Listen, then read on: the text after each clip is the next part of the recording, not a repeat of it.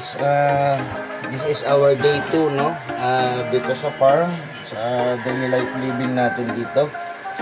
Right now, it's around 4 AM. I'm going to prepare yung mga para dun sa pang-agahan ng mga tao natin. Ganun na rin para sa atin. Kasi medyo ngayon mga kasama, sagsagan ng trabaho ang gagawin natin.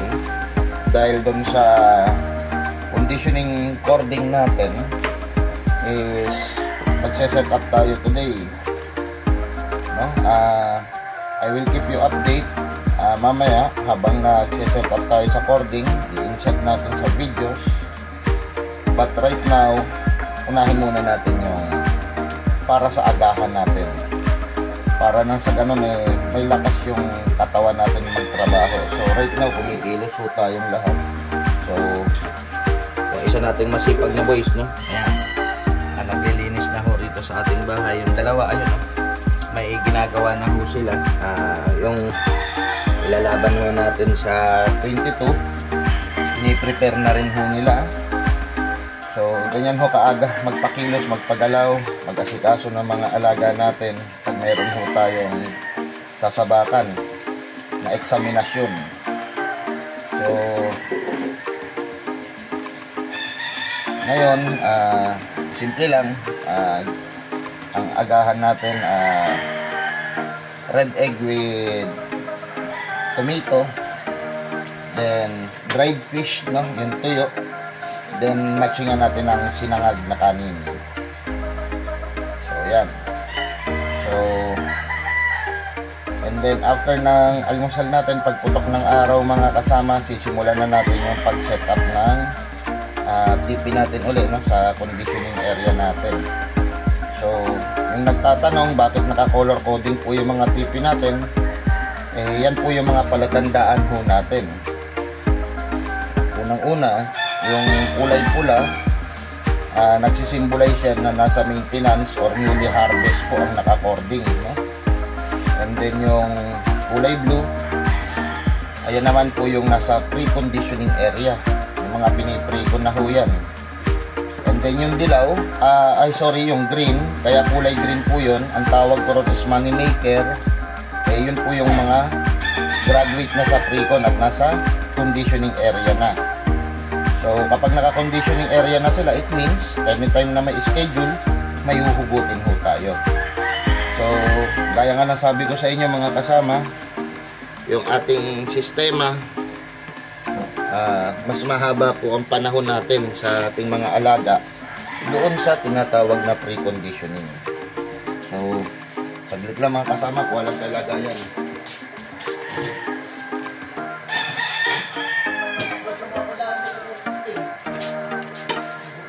Hindi na, okay na yan, yung pang 22 lang. So yan mga kasama, narinig nyo yung mga schedule namin. May 16, may 22, may 19, may 24, 28. So sunod-sunod ho yan. So dito mga kasama, i-open ko ho ito sa public by April.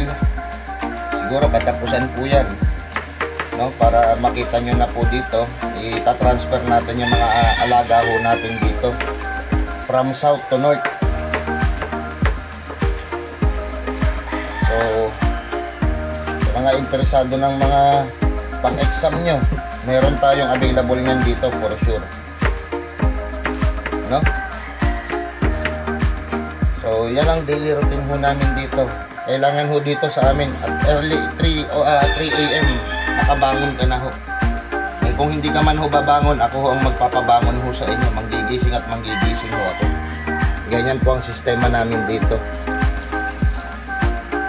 So kaya ginagawa ko ho itong daily life natin na to na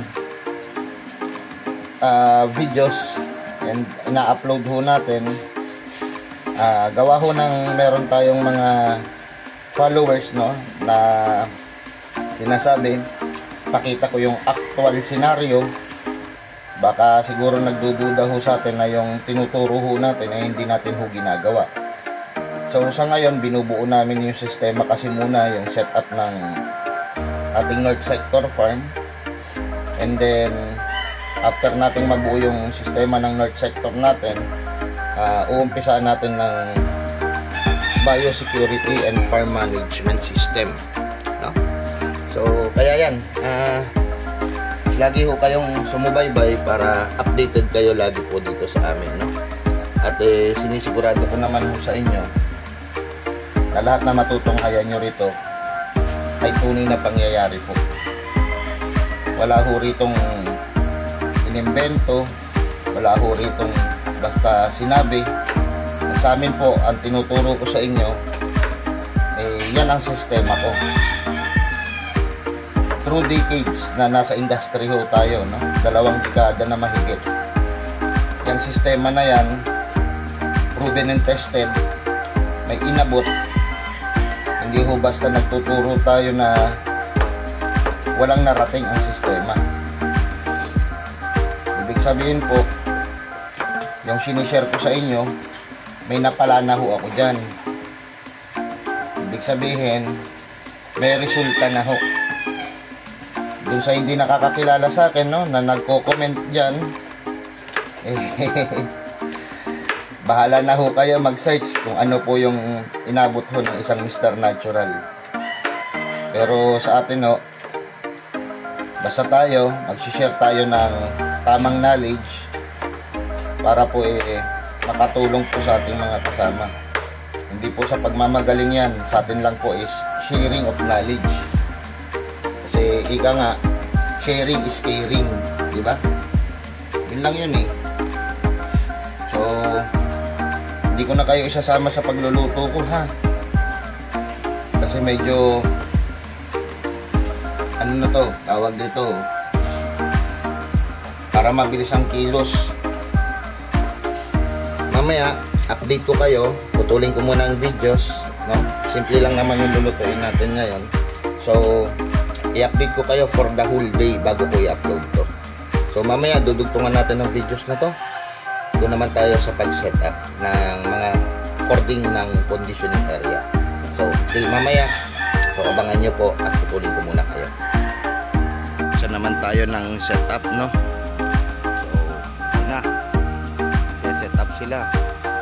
So, hanggang dun, sa dulo pa yan, no? So, ayusin lang at magpapatubo na ulit tayo ng TP on conditioning area. Ito yung morning routine, and then syempre guide natin para maganda yung latag. So andun sa kabila kasi yung pre-conditioning area, no? So nandito yung conditioning area. So yan, may loader tayo. So ang gagawin natin pagka nalinis na to, na set up na, saka tayo magja-general cleaning kasi medyo maraming linisin talaga rito. Ayan, no? Dami pang lilinisin, no? And then syempre kung nag-expect tayo ng damo sa ilalim ng mga puno ng mangga, hindi talaga tutubuan yan. But suddenly magandang position to para sa conditioning, no? Yung medyo hindi sila bilad na sa araw at tapos na sila dun sa biladan, galing na sila sa pre-con. So meron tayo rito yung mga pailan-ilang materyales nandito na.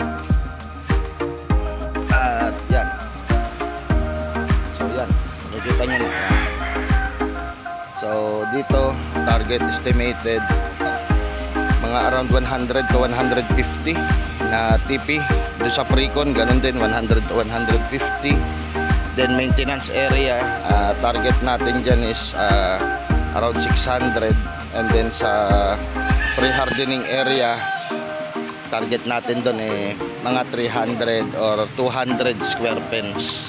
So keep you update sa pag-progress ng ating North Sector Farm, no?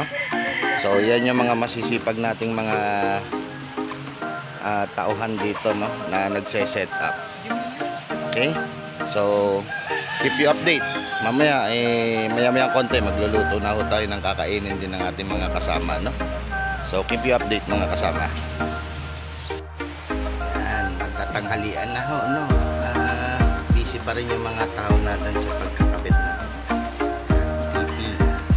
So yan. Yan po yung other side.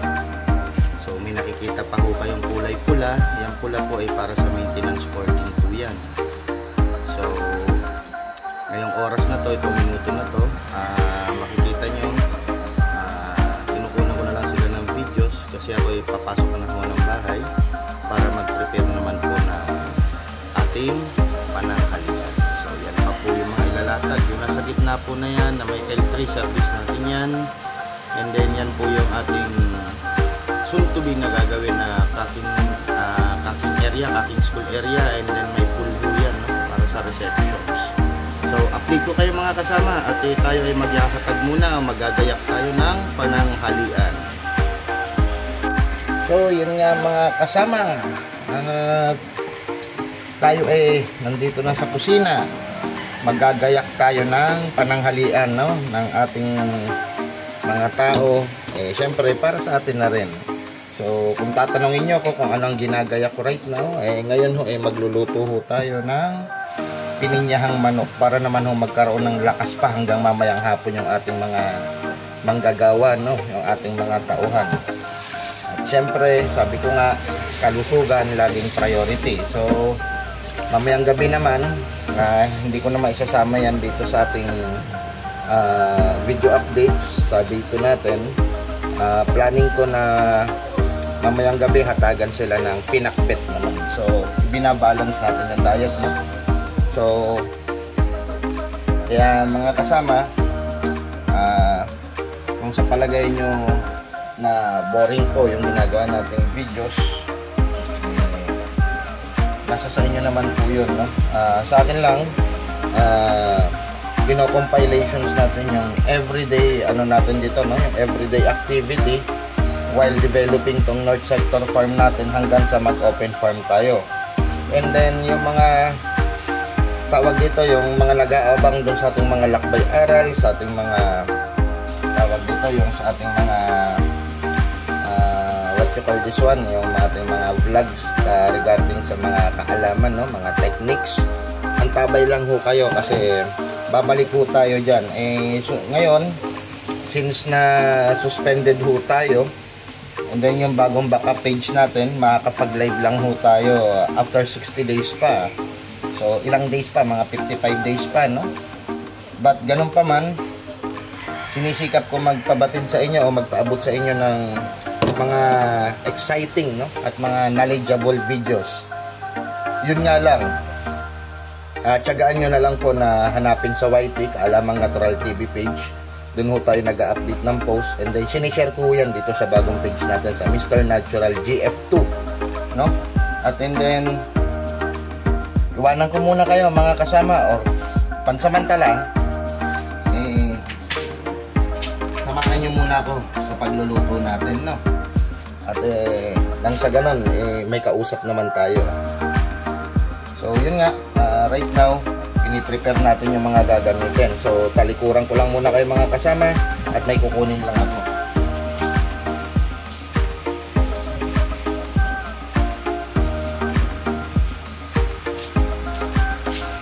Yan, kinuha ko lang po yung ating pineapple tidbits na isa sa sangkap ng ating pininyahan. At syempre hindi mawawala yung ating evaporada. Okay, so syempre hugasan muna natin yan para malinis. So ganito ho ako magpininyahan, no? So ginigisa ko muna ho yan sa bawang sibuyas, and then piniprito ko ng konti po yung ating patatas and carrots bago ko sinasangkot siya yung ating manok. Then pag sangkot siya ng manok, palalambutin ho natin yan sa sariling katas. And then mamaya titimplahan na ho natin yan. Pero baka hindi ko na ho sa inyo maipakita yan. At hindi naman ho cooking school yung ating ginagawa, no? Supposed to be this one is compilation para dito sa ating development ng North Sector Farm. Kaya putulin ko na muna video nyo. Umuusok na, no? Umuusok na yung aking kalan. Yung aking kalan tuloy, yung aking kawali. Kaya puputulin ko muna ang videos na to. At see you mamayang hapon. Update ko kayo sa mga gawain na ginagawa natin dito sa ating North Sector Farm. Yan na po ulit. Yan mga kasama, ito yung update natin kasabay ng pagkakabit natin ng TV. Nagpalimas na tayo ng ating pantry to na mga hito ang laman, no? So papalitan naman natin siya ng laman. Tilapia naman ang ilalagay natin. So dito tingnan natin yung mga hito dito. Kakabilangan na. Nakarami ba ng hito? Nandito sa taas. Yan, nilagay muna sa pool. Yan,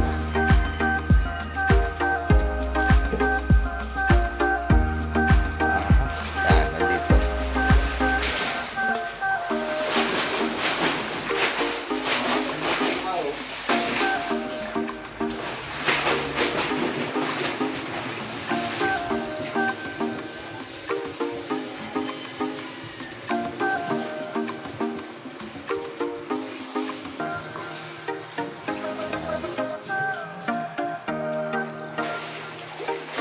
Mamaya balikan natin.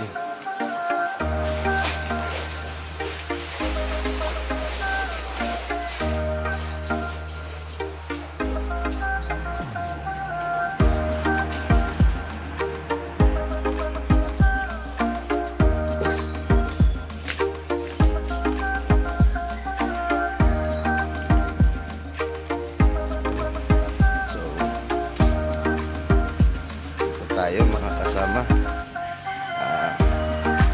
punta na, mamaya na natin balikan yan. Yan yung mga nag-harvest ng hito natin. And then yan yung kaganapan ngayon, no, na tanghaling tapat. So ito, punta natin yung dalawa natin sipag na tao rito.